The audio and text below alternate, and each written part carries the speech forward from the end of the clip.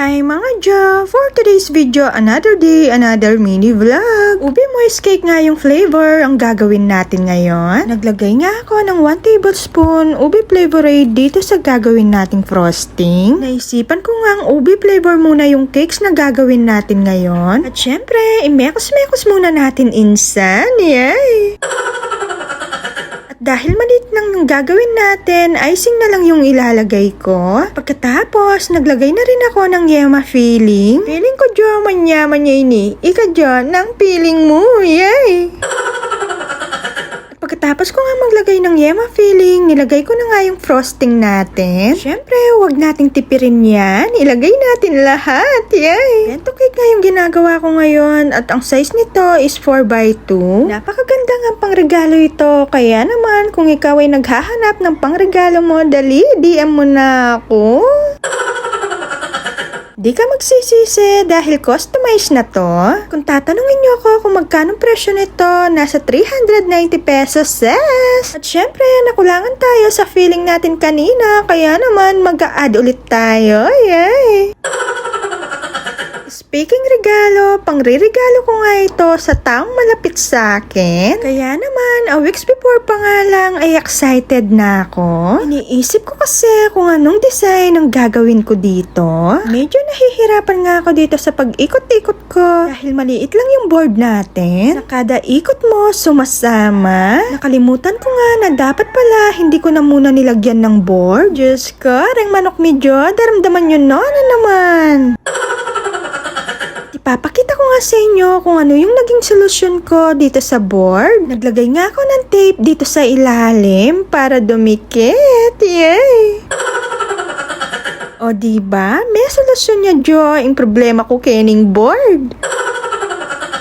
At ganito nga kabagal ang paggawa ko dito sa cake. Binibilisan ko nga lang. Baka po ta, Jo, mainip kayo. Yay! Balik nga tayo sa pagbibigyan ko nito. Sabi ko nga, napaka-special ng taong ito sa akin. Naging best friend ko siya nung kabataan ko. Siya yung napagsasabihan ko ng mga problema ko noon. Siya din yung naiiyakan ko noon. Ang sarap lang balikan yung mga panahon na yon. Yung akala mo napakalaki ng problema mo, ay ngayon napakaliit lang pala. Pero thankful ako sa taong ito dahil naging parte siya ng buhay ko noong kabataan ko. Na kahit pa ulit-ulit na lang yung kwentuhan namin, nuko lang sasawa John, diyang miras king alas 12. Masasabi ko talagang maganda yung kabataan namin noon kasi walang gadget-gadget, ganon. Dahil nasa 30s na kami, kaya naman busy na kami sa kanya-kanya naming buhay. Pero nandun pa rin yung pagmamahal namin sa isa't isa. Ang suporta namin bilang magkaibigan ay nandun pa rin. At sana dumating yung araw na mabuo kami ulit. Yung DMRV na binuo namin noon. At alam ko, darating din yung panahon na yon. Kaya naman, gaya ng sinabi ko kanina, yung suporta namin sa isa't isa ay nandun pa rin. Kaya naman, sa mga gustong mag-reseller dyan, i-DM yun ni Joy Joku. At ito nga yung FB account niya. Kaya nanano ka pa, mag-reseller na ka kaya.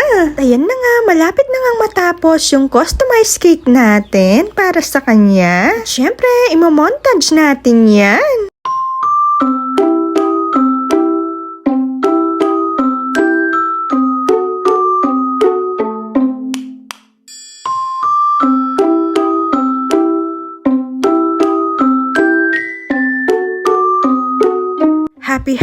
Happy birthday, Jo!